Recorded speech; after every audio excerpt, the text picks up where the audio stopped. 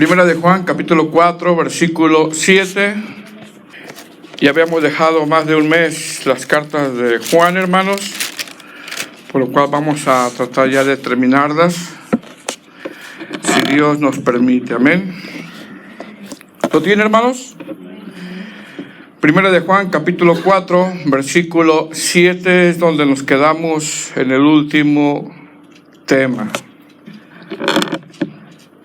Dice la palabra del Señor: Amados, amémonos unos a otros, porque el amor es de Dios. Todo aquel que ama es nacido de Dios y conoce a Dios. El que no ama no ha conocido a Dios, porque Dios es amor. En esto se mostró el amor de Dios para con nosotros, en que Dios envió a su Hijo unigénito al mundo para que vivamos por Él.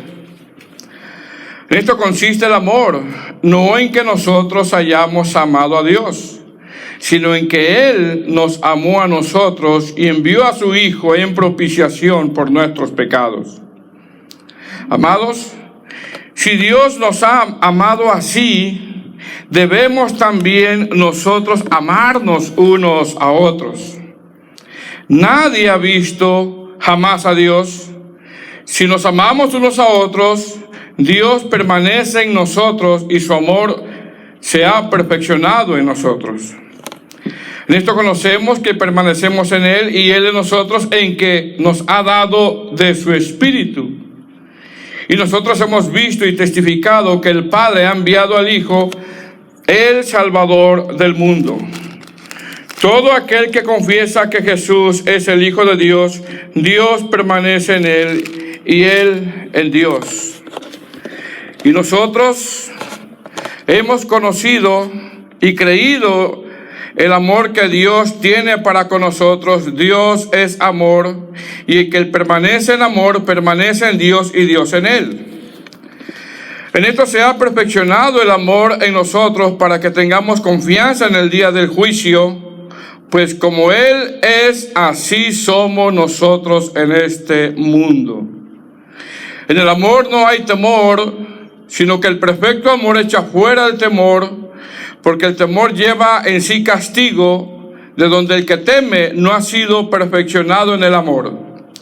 Nosotros le amamos a Él, porque Él nos amó primero. Si alguno dice, yo amo a Dios, y aborrece a su hermano, es mentiroso. Pues el que no ama a su hermano, quien ha visto, ¿cómo puede amar a Dios a quien no ha visto? Nosotros tenemos este mandamiento de Él: el que ama a Dios, ame también a su hermano. Vamos a orar. Señor, te damos gracias una vez más. Gracias por tu palabra, gracias por esta reunión, gracias por esta Biblia, Señor, que nos permites tener en nuestras manos, leerla, estudiarla, rogándote, Señor, que con el poder de tu Santo Espíritu podamos aplicarla. Señor, reconocemos que en estos pasajes que hemos leído, podríamos decir que todos los que estamos en este recinto necesitamos de tu ayuda para poder llevarla a la práctica. Ayúdanos, Señor. Se lo rogamos en el nombre de Jesús. Amén. Siéntese, mi hermano. Unas cartas muy necesarias para nuestra vida espiritual, que es esta primera carta de Juan. En estos temas, amados hermanos, que hemos venido abordando, el apóstol Juan quiere que, ya lo hemos venido mencionando, ¿verdad? Ojalá y recuerde lo que vamos a hablar el día de hoy. El apóstol Juan quiere que esta audiencia, quien le está escribiendo, se examinen si de verdad han tenido una conversión genuina. El motivo por el cual se escribe es que el apóstol Juan quiere que a través de esta carta se examinen si de verdad, amados hermanos, esta audiencia, quien está escuchando, de verdad tienen una conversión genuina o no. Juan muestra aquí ciertas evidencias de quién es convertido y quién no. Juan escribe a esta iglesia, ya que un grupo llamado los gnósticos, que de una manera muy astuta, amados hermanos, habían entrado a la iglesia enseñando a un Cristo que no era el Cristo de las Escrituras. Usted tiene que asegurarse que el Cristo que está escuchando sea el Cristo de la Biblia, el Cristo de las Escrituras. La mala enseñanza de los gnósticos se basaba en darle libertad a la carne, lo cual esto conllevó que estos congregantes a quien les estaban prestando oído comenzaron, hermanos, a aborrecerse unos con otros. Es decir, el apóstol Juan, como buen pastor, amados hermanos, en esta carta toca la médula del problema espiritual que estaba teniendo esta iglesia para que, número uno, identifiquen a estos falsos maestros que eran los gnósticos, donde predicaban a un Cristo que no era el Cristo de las Escrituras. Número dos, Juan les escribe para que esta congregación se examinen de qué tan genuina es su conversión. Y número tres, Juan les escribe para que esta congregación se pongan a cuentas unos con los otros y con Dios. Ese es uno de los propósitos de esta carta. Una vez que el apóstol Juan, amados hermanos, le deja saber la importancia de probar los espíritus, porque ese fue el último tema que vimos, el capítulo 4 del 1 al 6, hablando de los falsos predicadores o de los gnósticos, le deja saber las evidencias que debe de haber de una manera muy natural en aquellos que predican al Cristo de las Escrituras. Es decir, en estos versos, amados hermanos, que vamos a analizar el día de hoy, el apóstol Juan nos deja saber si de verdad estamos amando como Jesús. Esa es una pregunta que tú y yo nos tendremos que hacer. No como yo pienso, no como yo siento, no como yo creo, sino como Jesús. Si de verdad estamos amando como Jesús. Sí, basado en lo que Juan ha venido exponiendo, el apóstol nos dice en estos versos, si de verdad hemos tenido una conversión genuina, por lo cual la evidencia, mire bien, la evidencia de esa genuina conversión es que amas a tu hermano, o como amas a tu hermano, y para eso el apóstol Juan en el primer verso nombra tres cosas, para ver si de verdad estamos amando como Jesús. Porque la pregunta es, hermano, ¿estamos amando como Jesús? No diga que sí, porque puede ser que no. Es una pregunta para todos nosotros.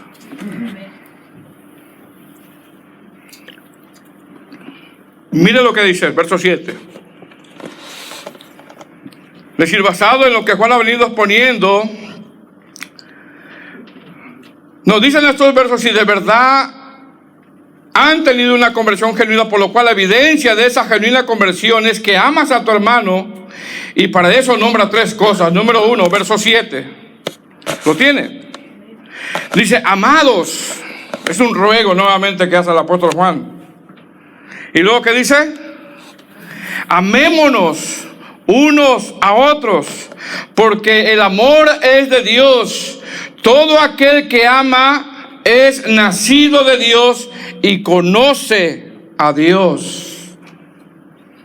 Es decir, el apóstol Juan, amados hermanos, sigue diciendo o sigue dando ese ruego. Amados, como con una preocupación. La versión del lenguaje actual dice, amados hijos míos, debemos amarnos unos a otros, porque el amor viene de Dios. Todo el que ama es hijo de Dios y conoce a Dios. Es decir, Juan dice que las evidencias de que amas a tu hermano o de que amamos como Jesús, no es que son con tus fuerzas, no es porque eres bueno, no es porque tratas y batallas en amar a alguien, no es por eso. La evidencia de que amas a tu hermano es, número uno, es porque el amor es de Dios, número dos, es porque tal persona es nacido de Dios, y número tres, es porque tal persona conoce a Dios. Amados hermanos, Juan no está diciendo la evidencia de que amas a tu hermano es que yo sé que te cuesta y tratas y por lo menos lo saludas. No lo quiero saludar, pero por lo menos le doy el saludo para que vea que sí lo amo. Juan no está diciendo eso, porque hay saludos que no se quieren dar, hay saludos que se quieren evitar. Juan está diciendo que la evidencia de que amas a tu hermano es porque el amor es de Dios. Es porque tal persona es nacido de Dios. Es porque tal persona conoce a Dios. Es decir, la evidencia de que amas a tu hermano es porque eres un cristiano nacido de nuevo. Esa es la evidencia. Repito, el apóstol Juan nombra 3 evidencias del por qué podemos amarnos unos a otros. Número 1, es porque el amor es de Dios. Número 2, es porque tal persona es nacido de Dios, hablando de la conversión. Y número 3, es porque tal persona conoce a Dios. Es decir, esto es compatible de lo que decimos que creemos y somos. Hermanos, el apóstol Juan, cuando expone que el amor es de Dios, Juan está diciendo que el amor es parte del carácter de Dios. No es que Dios, hermanos, de repente comenzó a amarnos a nosotros en un momento dado.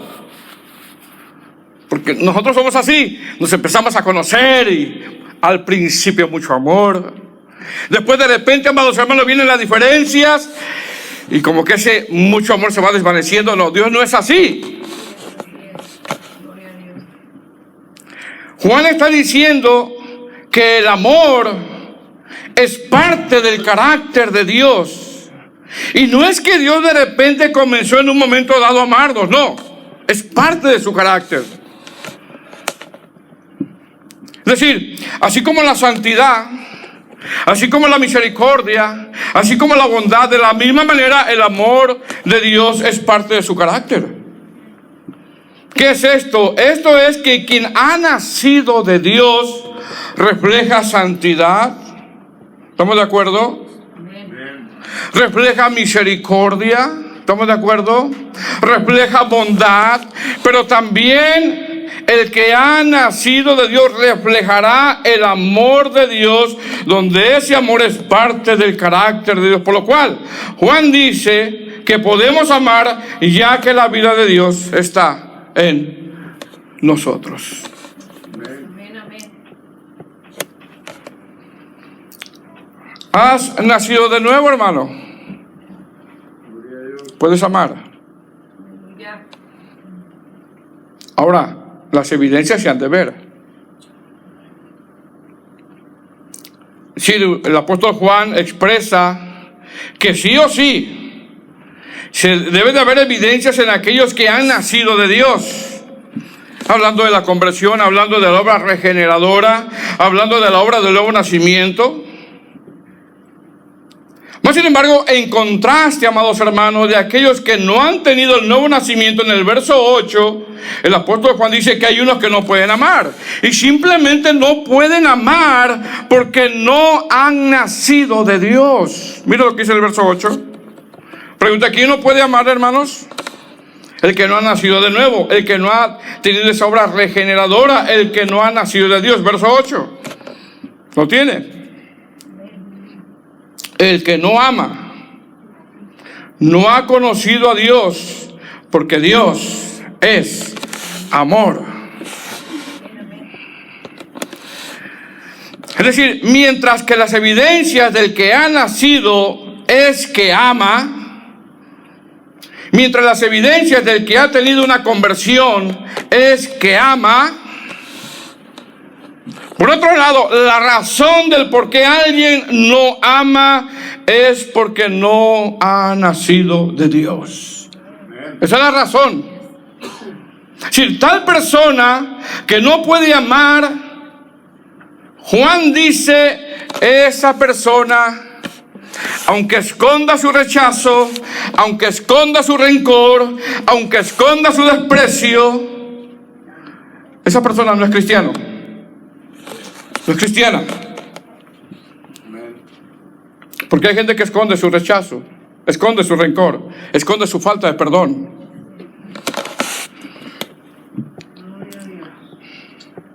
Vamos, hermanos, con esto vemos que si alguien es una persona conocida o conocido por ser rencoroso, vengativo, orgulloso, orgullosa, no perdonadora, tal persona, dice Juan, que no es creyente.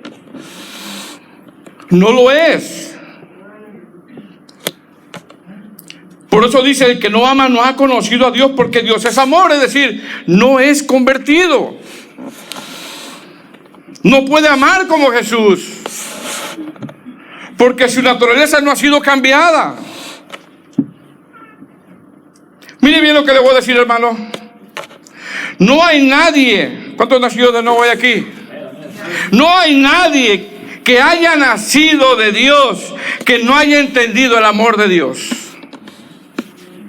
Si hemos nacido, si hemos tenido el nuevo nacimiento, quiere decir que hemos entendido el amor de Dios. Repito, no hay nadie que haya nacido de Dios que no haya entendido el amor de Dios. ¿Dónde? ¿Sabe dónde? En el Calvario. En el Calvario.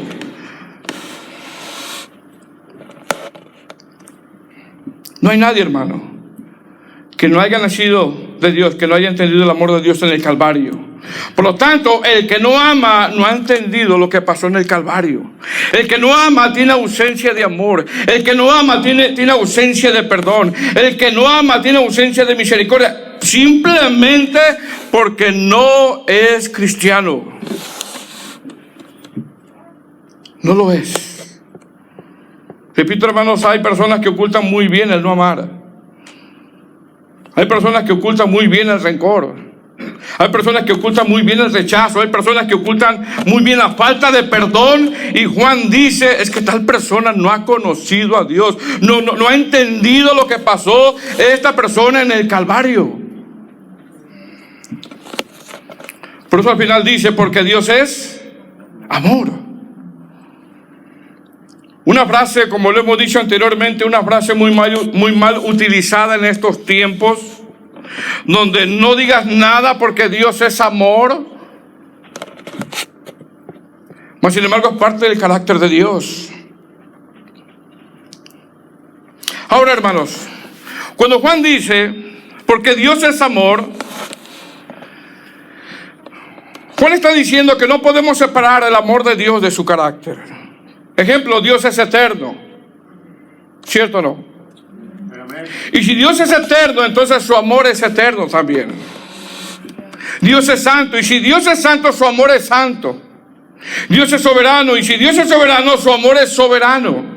Dios es justo, y si Dios es justo, su amor es justo. Por lo tanto, en ese amor, Dios no tolera el pecado habitual, Dios no tolera la falsa doctrina, Dios no tolera la falta de perdón entre nosotros, Dios no tolera la injusticia, Dios no tolera el resentimiento, porque Él es justo. Él no va a tolerar eso. No lo va a tolerar. Dios no te va a decir, síguele así como vas, no te preocupes.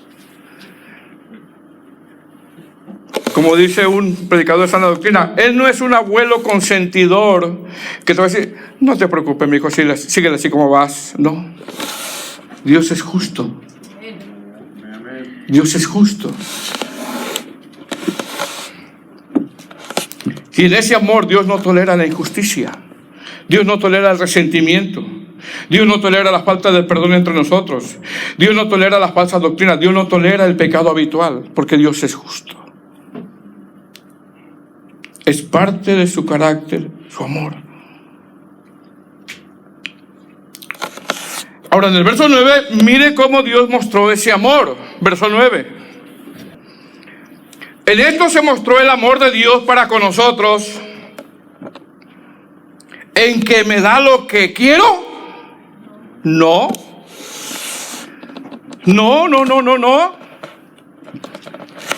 En esto se mostró el amor de Dios para con nosotros, en que Dios envió a su Hijo unigénito al mundo para que, mire lo que dice, para que vivamos como queramos. No, para que vivamos por Él.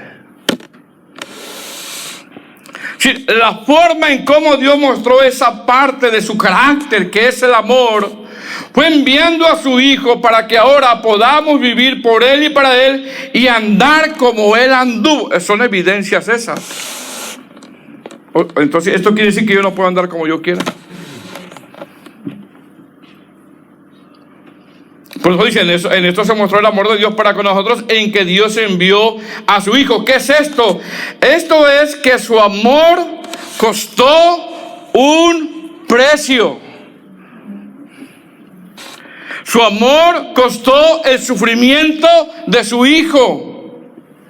Su amor costó el dolor de su Hijo. Dicho en otras palabras, la forma en que Dios nos amó no fue pasando por alto nuestras faltas y nuestros pecados, no, ya que Dios es justo. Pregunta, ¿qué hizo Dios, hermanos? Mandó a su Hijo a aplicar toda su justicia. Mandó a su Hijo a aplicar toda su ira. Mandó a su Hijo para descargar toda su ira, ya que la justicia de Dios demanda un castigo. ¿Y saben quién lo hizo? ¿Saben quién lo hizo? Lo hizo en Jesús. Lo hizo en Jesús. Toda la ira de Dios fue descargada en la persona de Cristo. Hermanos, nuestros pecados no fueron pasados por alto, ya que la justicia de Dios hizo que alguien tenía que pagar, y el único que podía pagar es Jesús. Fue el único. Dice el verso 10, en esto consiste el amor, no en que nosotros hayamos amado a Dios, sino que Él nos amó a nosotros y envió a su Hijo en propiciación por nuestros pecados. La palabra propiciación significa reconciliar. Es decir, Juan está diciendo que Cristo se puso en nuestro lugar. Por lo tanto, el amor de Dios, hermanos, costó. El amor de Dios costó dolor, costó sufrimiento. El amor de Dios costó la ira de Dios que viniera sobre Cristo. Eso costó. Miren lo que costó el amor de Dios. Isaías 53:3, despreciado y desechado entre los hombres, varón de dolores, experimentado en quebranto, y como que escondimos de él el rostro. Fue menospreciado y no lo estimamos. Ciertamente llevó él nuestras enfermedades y sufrió nuestros dolores, y nosotros le tuvimos por azotado, por herido de Dios y abatido. Mas él herido por nuestras rebeliones, molido por nuestros pecados. El castigo de nuestra paz fue sobre él, y por su llaga fuimos nosotros curados. Hablando del pecado. Todos nos descarriamos como ovejas, cada cual se apartó por su camino, mas Jehová cargó en él el pecado de todos nosotros. ¿Qué es esto? Costó. Hubo un precio. En Lucas 22, amados hermanos, dice que cuando arrestaron a Jesús, los soldados se burlaban de él y lo golpeaban, vendaron sus ojos y le preguntaban: profetiza, ¿quién te pegó? Isaías 50 del 6 al 7 dice que los heridores le arrancaron la barba. Amados hermanos, ¿qué es esto? Esto es que el amor de Dios costó el dolor. Por lo tanto, de la manera como Él nos amó, ¿qué tenemos que hacer nosotros ahora? No me diga que no puede amar. ¿Qué tenemos que hacer ahora nosotros?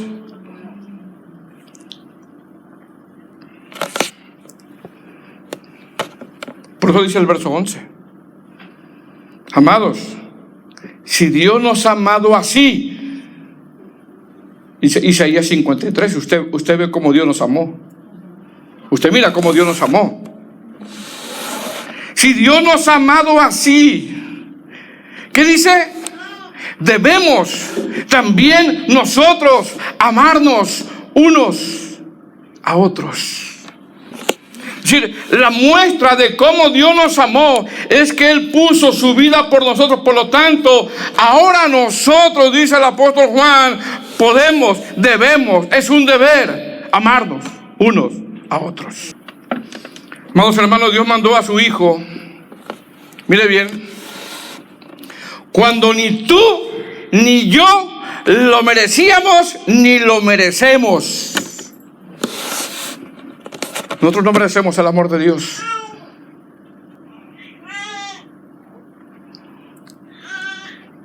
Pero lo mandó para salvarnos, porque nos amó primero.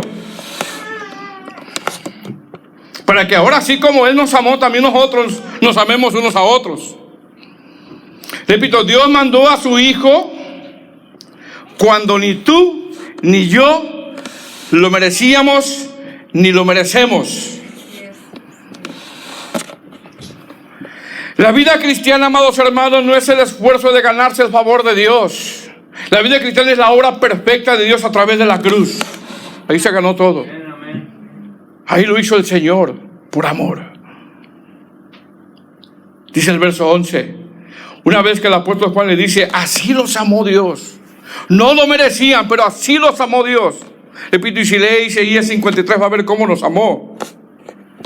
Sin merecerlo. Dice el verso 11, amados, si Dios nos ha amado así, debemos también nosotros amarnos unos a los otros. Pastor, es que no puedo amar. Necesitas a Jesús. O en algunos casos extremos necesitas conversión. Necesitas a Jesús. Ya que la única forma de amar es Jesús viviendo en ti y en mí. Pastor, pero no puedo perdonar. Necesitamos a Jesús. A eso le llaman dentro de la teología el evangelio aplicado. El evangelio aplicado.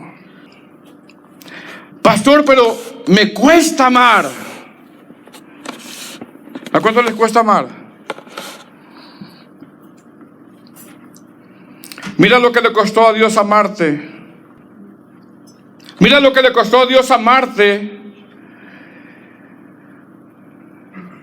Y todavía no queremos nosotros dar el perdón. Mira lo que le costó a Dios amarte y todavía escondemos ese rechazo. Mira lo que le costó a Dios amarte y todavía no quiero yo dejar ese ego. Hermano, cuando yo comparo el precio de cómo debo de perdonar a mi hermano o amar a mi hermano a cómo Él sufrió, hablando de Cristo, no hay comparación. No hay nada de comparación. No hay comparación.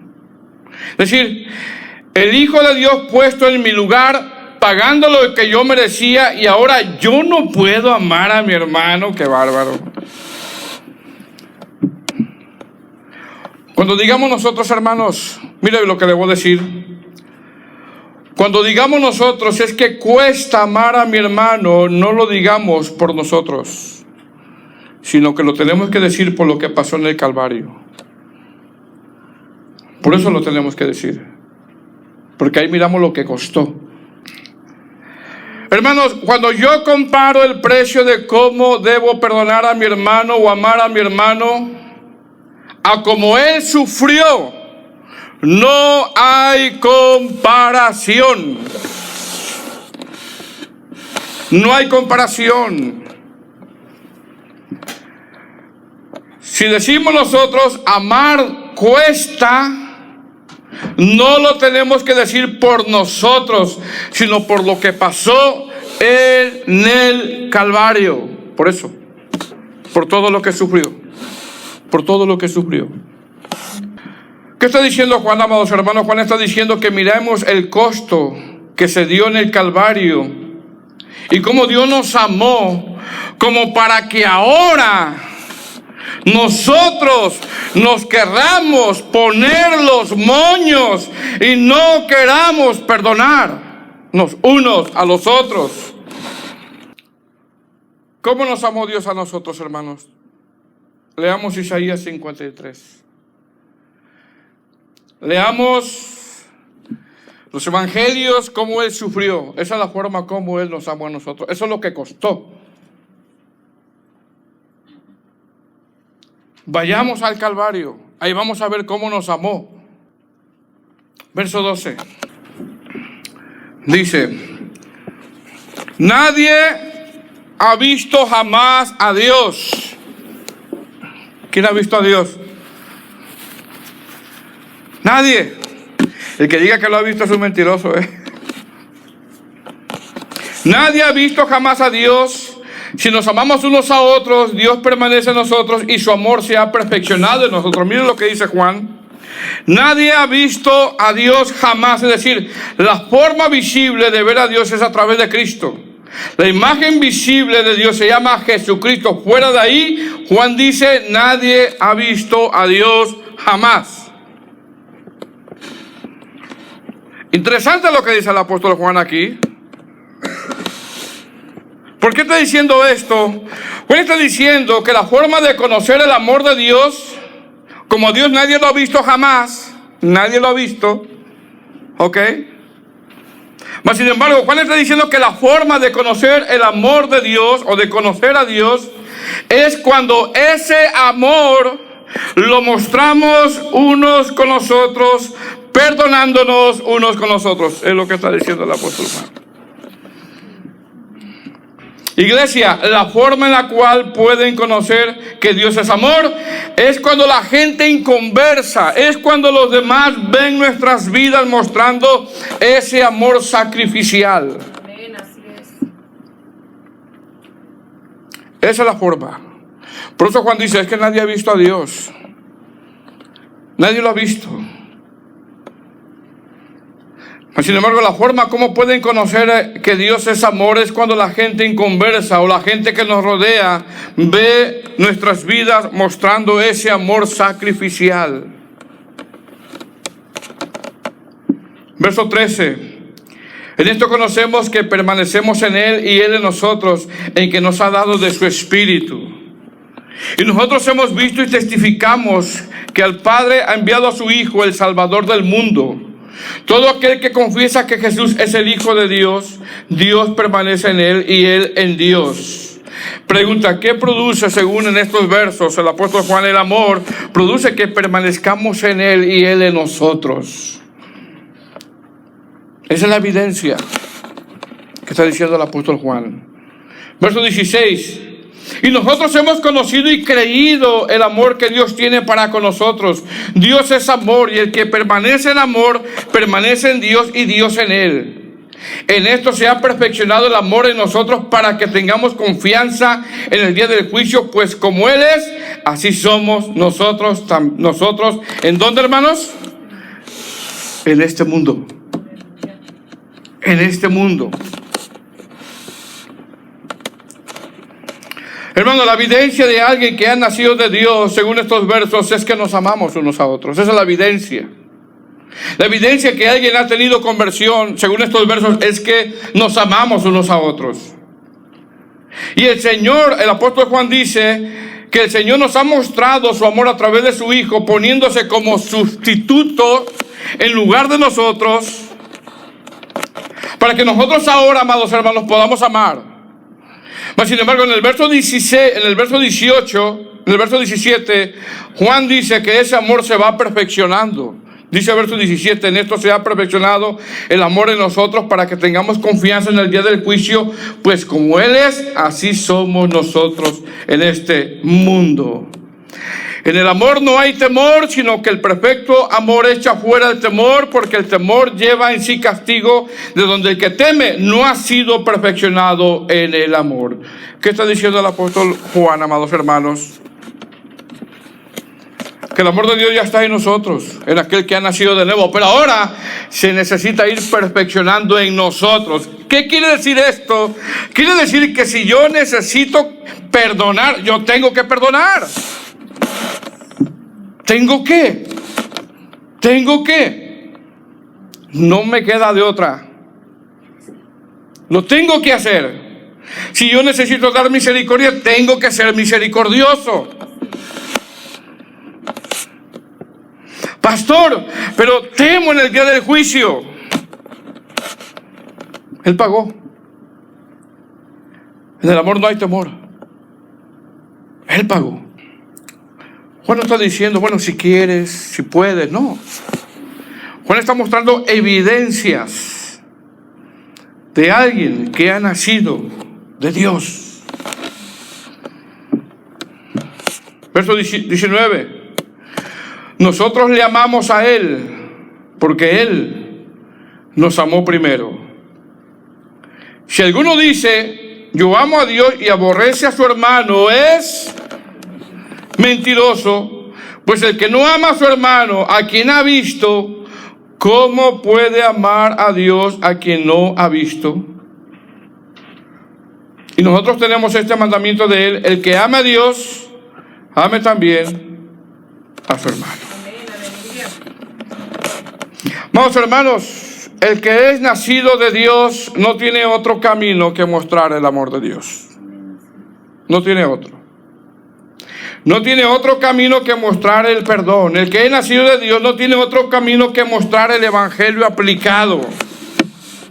El que es nacido de Dios no tiene otro camino que mostrar la gracia que ha recibido. No tiene otra forma. No tiene otro camino más que ese. ¿Qué dice Juan? Que si alguno dice yo amo a Dios y aborrece a su hermano, es mentiroso. ¿Qué está diciendo Juan? Juan está diciendo, no hables con la boca algo que no vives. No hables con la boca algo que no vives. Pastor, pero es que no se lo merece. Pregunta, ¿tú merecías ser amado por Dios? ¿Merecías? ¿Tú y yo merecíamos ser amados por Dios? ¿Tú y yo merecíamos que Dios nos viera con ojos de misericordia? ¿Tú y yo merecíamos que Dios entregara a su Hijo por nosotros? ¿Verdad que no, hermanos? Aunque digas que no se lo merece, tú y yo no éramos merecedores de nada. De nada. Hermano, porque no merecíamos ser amados por Dios nosotros. No merecíamos que el Señor nos viera con ojos de misericordia. Como para decir, es que no se lo merece. Bueno, tú tampoco merecías estar aquí. Ni tú ni yo. Verso 21. Y nosotros tenemos este mandamiento de Él. Es un mandamiento, dice Juan. El que ama a Dios, también ame a su hermano. ¿Por qué tengo que amar, hermanos? Porque Él me amó primero. ¿Por qué tengo que amar? Porque Él me mostró cómo se debe de amar. Él me enseñó cómo se debe de amar. ¿Por qué tengo que amar? Porque Él me dio vida. ¿Por qué tengo que amar? Porque somos nacidos de Dios. ¿Por qué tengo que amar? Porque a Dios a nadie lo ha visto jamás. Y la forma de ver la obra redentora de Cristo en nosotros es cuando podemos nosotros perdonar y amar. Esa es la forma. ¿Por qué tengo que amar? Porque yo no merecía tanto amor. Tú no merecías tanto amor. No lo merecíamos. Y ahora lo que hemos recibido de gracia, tengo que darlo por gracia. Un amor sacrificial, hermano. El apóstol Juan, en estos versos que leímos, amados hermanos, de verdad quiere que estos congregantes se pongan a cuentas con su hermano y con su prójimo. Así de que, amados hermanos, no merecíamos tanto amor nosotros, ni lo merecemos. Fue misericordia de Dios. Él nos mostró en el Calvario cómo nos amó. Y ahora nosotros también debemos demostrar cómo debemos amarnos unos a otros a través de esa obra redentora que fue en la cruz. Amén. Ponte de pie.